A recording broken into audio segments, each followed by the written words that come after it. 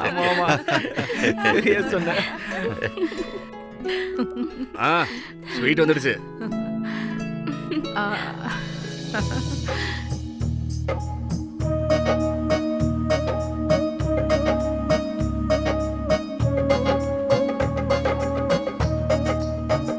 ஐயோ நீங்க எடுக்காதீங்க. டாக்டர் உங்ககிட்ட என்ன சொன்னாரு? சுகரை கண்ட்ரோல்ல வச்சிருக்க சொல்லிருக்காரு. அதனால நீங்க சாப்பிடக்கூடாது. ஒரு பர்ஃபி கூடவா சாப்பிடக்கூடாது? இல்ல கண்டிப்பா சாப்பிடக்கூடாது. நான் கிச்சனுக்கு போய் டின்னருக்கு ரெடி பண்றேன். நீங்க கண்டிப்பா சாப்பிடக்கூடாது. என்ன இது? ஏய், சுமனுக்கு தட்டுல எவ்வளவு ஸ்வீட்ஸ் கொண்டு வந்து வச்சோன்னு தெரியும். ஒண்ணு கம்மியானா கூட நீ மாட்டிப்படா.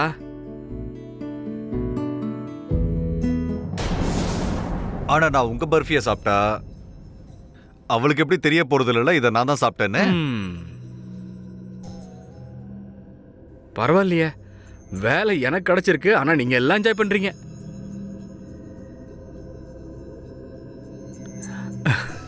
அண்ணா 3 வருஷமா வேலை இல்லாம நீங்க வீட்டுல தான் இருந்தீங்க, மறந்துடாதீங்க.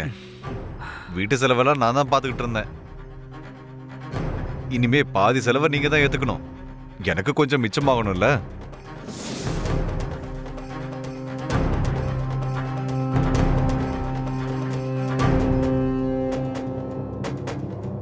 அதனால எனக்கும் இது சந்தோஷமான விஷயம் தான்.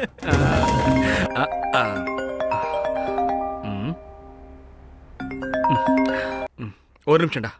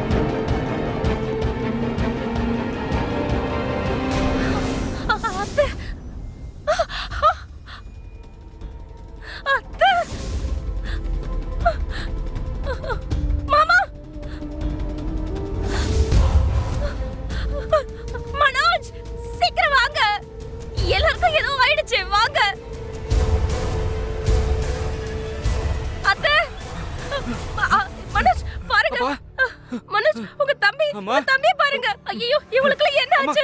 விஜய் விஜய் எந்திரிங்க. என்னாச்சு எல்லாருக்கும்? விஜய் மாமா இங்க பாரு. ஐயோ என்ன தெரியல. என்னப்பா விஜய் விஜய் எழுந்திருங்க. என்னாச்சு என்னாச்சு உங்களுக்கு?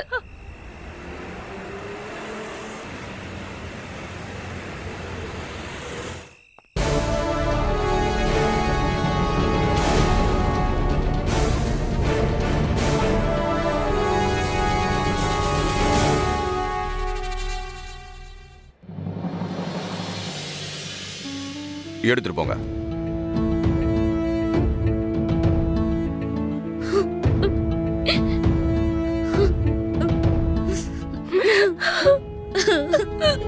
ஐயோ விஜய்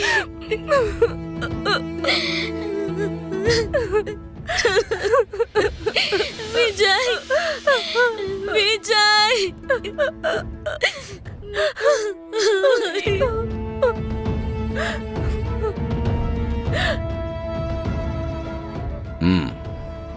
எடுத்துட்டு போங்க.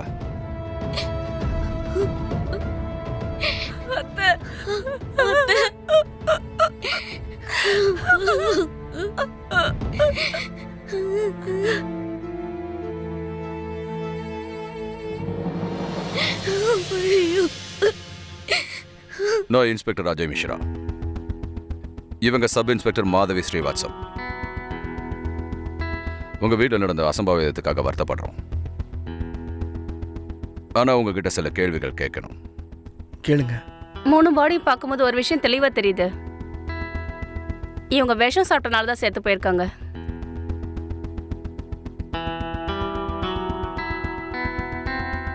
இவங்க கடைசி என்ன சாப்பிட்டாங்க?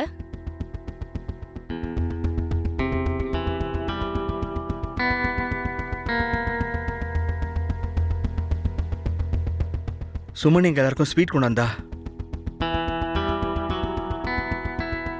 அதைத்தான் எல்லாரும் சாப்பிட்டோம்.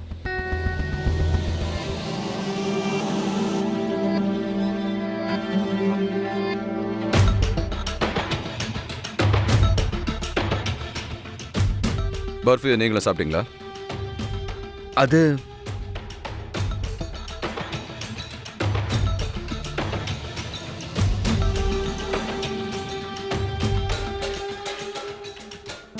நான், பூஜா, சுமன் தவிர எல்லாரும் சாப்பிட்டுருக்காங்க.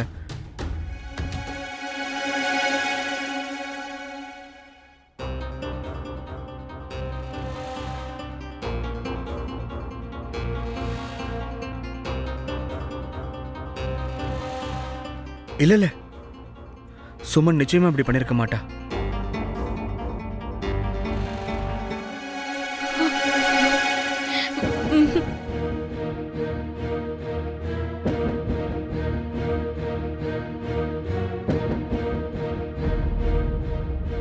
இதானே அது? ஆமா.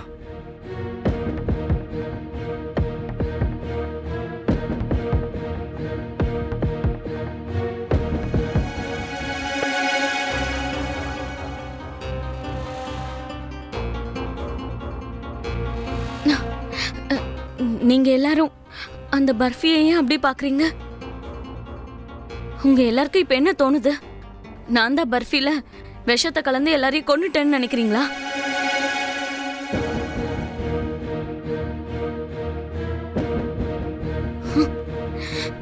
இல்ல இல்ல, அப்படி சொல்லல. ஆனா கடைசியா எல்லாரும் சாப்பிட்டது அதுதானே. நீங்க கொண்டு வந்தது. ஆமா, அதுக்கு இப்ப என்ன? பர்ஃபிக்கும் அவங்க சாவுக்கும் என்ன சம்பந்தமும் இல்ல. அந்த விஷயத்தை நாங்க உறுதி பண்ணுவோம்.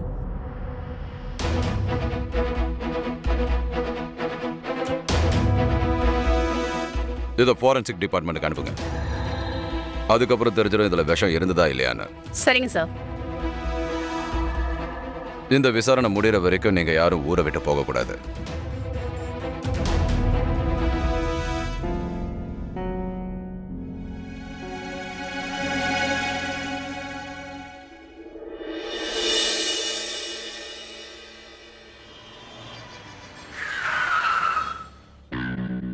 சார், ஃபாரன்சிக் லேப்ல இருந்து ரிப்போர்ட் வந்திருக்கு. அந்த பர்ஃபில விஷம் இருக்கும்.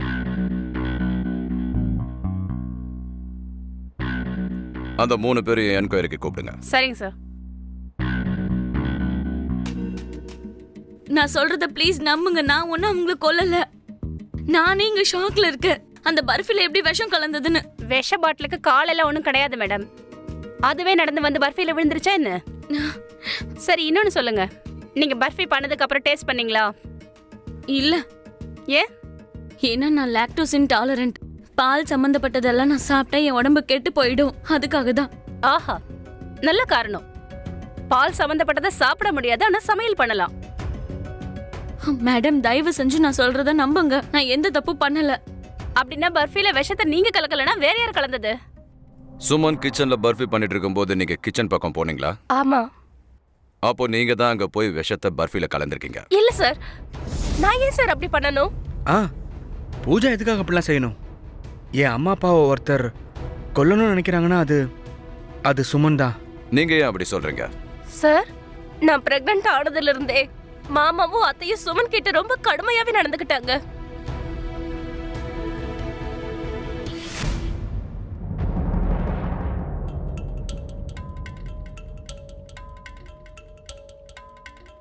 சுமன், மருமகளே, நான் இன்னைக்கு உனக்காக நம்ம சாமியார் கிட்ட இருந்து கஷாயம் ரெடி பண்ணி கொண்டு வந்திருக்கேன். இத குடிச்சா போதும், உன்கிட்ட இருக்கிற குறையெல்லாம் போயிடும். அப்புறம் நான் இன்னொரு குழந்தைக்கும் பாட்டியா ஆயிடுவேன். அத்தை, என்கிட்ட எந்த குறையும் இல்ல. நான் ஏற்கனவே டாக்டரை பார்த்துட்டேன். அப்படின்னா உனக்கு குறை இல்லனா கல்யாணம் ஆகி இவ்வளோ வருஷத்துக்கு அப்புறமும் உனக்கே இன்னும் குழந்தை பிறக்கல? குழந்தை எப்போ பிறக்கணும்னு இருக்கோ அப்ப பிறக்கும்.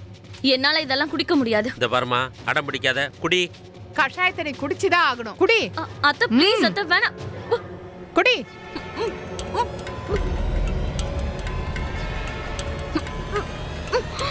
குடி. அப்புறம் என்னாச்சு? என் மாமியா சுபனை மட்டம் தட்டுறதுல ஒரு வாய்ப்பை கூட விட்டு வைக்க மாட்டாங்க. அன்னைக்கு ஒரு நாள்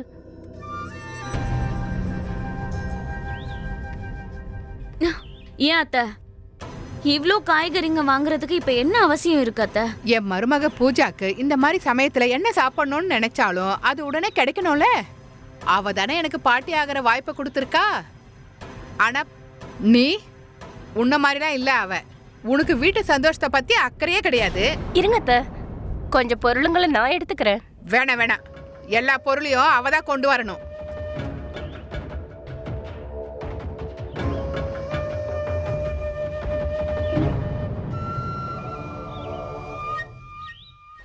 சுமனுக்கு பூஜை மேல பொறாம இருந்துச்சு.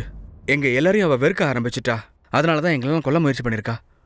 ஆனா அந்த ஸ்வீட்டை எனக்கு பதிலா விஜய் சாப்பிட்டான். எப்படி? புரியல.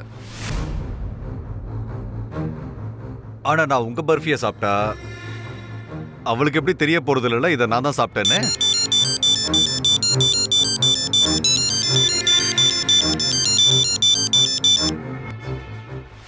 இது போய் விஜய் கிட்ட டாக்டர் சொல்லி இருந்தாரு அவருக்கு பிளட் சுகர் ரொம்ப அதிகமா இருக்குன்னு. அவர் சாப்பிடுற விஷயத்துல கவனமா இல்லைன்னா அவருக்கு டயபெட்டிஸ் வர வாய்ப்பு இருக்கு. அந்த ஒரு விஷயத்துக்காக தான் நான் அவரை பர்ஃபி சாப்பிட தடுத்தேன். எல்லா விஷயத்துக்கும் ஒரு சாக்கு இருக்கு உங்ககிட்ட. மேடம், நான் சாக்கு போக்கெல்லாம் சொல்லல, நான் உண்மையதான் பேசிட்டு இருக்கேன். அப்படி உங்களுக்கு என் மேல நம்பிக்கை இல்லைன்னா நீங்களே டாக்டர் கிட்ட பேசி பாருங்க. எங்க வீட்டுல இருக்கிறவங்க எதுக்காக என்னை மாட்டி விட முயற்சி பண்றாங்கன்னே தெரியல. அவங்க உன்னை மாட்டி விடறதுக்கு ஏன் முயற்சி பண்ணணும்? எனக்கு என்ன தெரியும்? நீ தானே சொன்ன அன்னைக்கு கிச்சன்ல பர்ஃபி பண்ணிட்டு இருக்கும்போது பூஜாவும் வந்தான்னு. இல்லைன்னா பர்ஃபில அவ விஷத்தை கலந்துருக்கலாம்ல. ஆமா, இருக்கலாம். அப்படி அவ தான் பர்ஃபில விஷத்தை கலந்தானா அவ தன்னோட புருஷன் மனோஜ் பர்ஃபியை சாப்பிடறத ஏன் தடுக்கல? உங்களை கல்யாணம் பண்ணி என் வாழ்க்கையே நாசமா போச்சு. அட, என் கூட பிறந்து தங்கச்சி கல்யாணம். ஆனா நான் போக முடியாது. ஏன்னா உன்கிட்ட பணம் இல்ல. எனக்கு ட்ரெயின் டிக்கெட் எடுக்கிறதுக்கு கூட உன்கிட்ட பணம் இல்ல. எனக்கு தான் வேலையே இல்லையே, பின்ன காசுக்கு எங்க போறது? இப்படி வக்கடையா பேசுறதுக்கு பதிலா வேலை தேடுறதுல கவனத்தை செலுத்தினா ரொம்ப நல்லா இருக்கும். அட, 3 வருஷமா வீட்ல தண்ட சோறு சாப்பிட்டுக்கிட்டு இருக்கோம். ஏய், வாய மூடி. உன் குத்தலான பேச்சை என்னால கேட்க முடியல. உன் தங்கச்சி மேரேஜுக்கு போறது உனக்கு அவ்வளவு முக்கியம்னா போயிடு. விஜய் கிட்ட நான் காசு வாங்கி தரேன். தேவையில்ல. ஏன் புருஷன் நீதான். என் தேவைகளை பூர்த்தி செய்யற கடமை உனக்கு தான் இருக்கு. பிறக்க போற குழந்தைக்கும் சேர்த்துதான் சொல்றேன். இன்னும் கொஞ்ச நாள்ல நீ அப்பாவானதுக்கு அப்புறம் அப்பவும் நீ நம்ம குழந்தைய பராமரிக்கிறதுக்காக உன் சொந்த தம்பிக்கிட்டே கையேந்திக்கிட்டே இருப்பியா? ஏய், வாய மூடுறியா கொஞ்சம்? நான் ஏன் வாய மூடணும்? ஐயோ, வீட்டுக்கு மூத்தவன் நீதான். ஆனா வீட்டோட எல்லா பொறுப்பையும் உன் தம்பி தான் எடுத்துக்கிட்டு இருக்கான். அந்த பொறுப்பெல்லாம் ஏத்துக்க வேண்டிய கடமை உனக்கு தான் இருக்கு. உனக்கு தெரியுமா எனக்கு எவ்வளவு அசிங்கமா இருக்குன்னு? என்னோட ஒரு சின்ன சின்ன தேவைக்காக கூட உன் தம்பி பொண்டாட்டிக்கிட்ட போய் கையேந்த வேண்டியதா இருக்குது. நான் ஏன் உன்னை கல்யாணம் பண்ணிக்க சம்மதிச்சேன்னு எனக்கு தெரியல. உனக்கு அவ்வளவு கஷ்டமா இருக்கா? அப்ப போ, உன் வீட்டுக்கு போயிடு.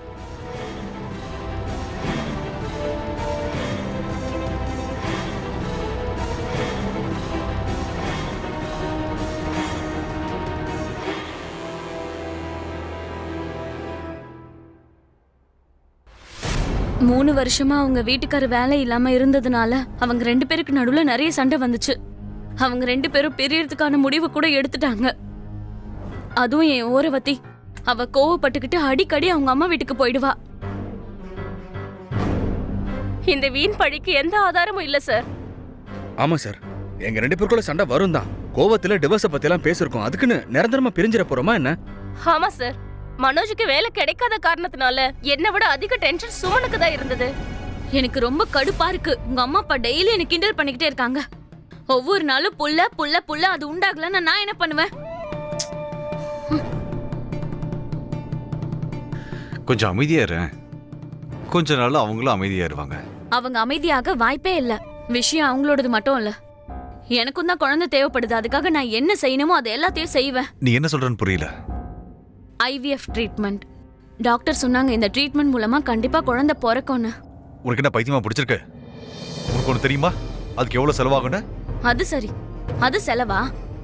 உன் அண்ணா அன்னைக்கு கொடுக்க பணம் இருக்குது, ஆனா எனக்கு கொடுக்க உன்கிட்ட பணம் இல்லை, அப்படிதானே? உன் அன்னைக்கு பிறக்க போற குழந்தைக்காக நீ போய் ஹாஸ்பிட்டல்ல பணம் கட்டிக்கிட்டு இருக்கியே, அத முதல்ல நிறுத்து, அப்பதான் நம்ம தேவை நிறைவேறும். இங்க பாரு ப்ளீஸ், இந்த டாபிக்கை பேச வேண்டாம். அப்படிலாம் என்னால விட முடியாது. உன்னை யாரும் ஒன்னும் சொல்றது கிடையாது. ஆனா எல்லாரும் என்னதான் குறை சொல்லிட்டு இருக்காங்க. அதுக்கு என்ன சொல்ற? அதுவும் இங்க பாரு, நீ உன் அண்ணன் கிட்ட சொல்லிடு. இன்னும் 6 மாசத்துல என்ன பண்ணியாவது வேலையை தேடிக்க சொல்லு. வாழ்க்கை பூராவும் அவங்களோட சுமையை நாம சுமந்துட்டு இருக்க முடியாது. நமக்குன்னு ஒரு வாழ்க்கை இருக்கு, அதை பார்க்கணும்ல. அது மட்டும் இல்ல, அவர்தான் இந்த வீட்டுல மூத்தவர் இல்லையா? அப்போ வீட்டு செலவை அவர் தான் பாத்துக்கணும், நீங்க கிடையாது. இங்க பாரு, அவரும் வேலைக்கு முயற்சி பண்ணிட்டு தான் இருக்காரு. பாவம் அவருக்கு கிடைக்கலன்னா அவர் என்ன பண்ணுவாரு? இங்க பாருங்க, வேலை அவருக்கு கிடைக்குது கிடைக்கல எனக்கு அது பிரச்சனையே கிடையாது. அப்ப இந்த விஷயத்த நீ அவர்கிட்ட சொல்ல மாட்ட.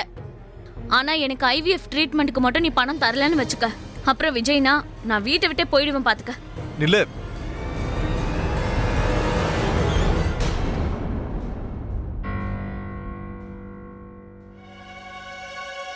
சுமன் எங்க எல்லாரையுமே வெறுக்க ஆரம்பிச்சிட்டா. அதனால அவ தான் இது எல்லாத்தையும் பண்ணியிருக்கணும்.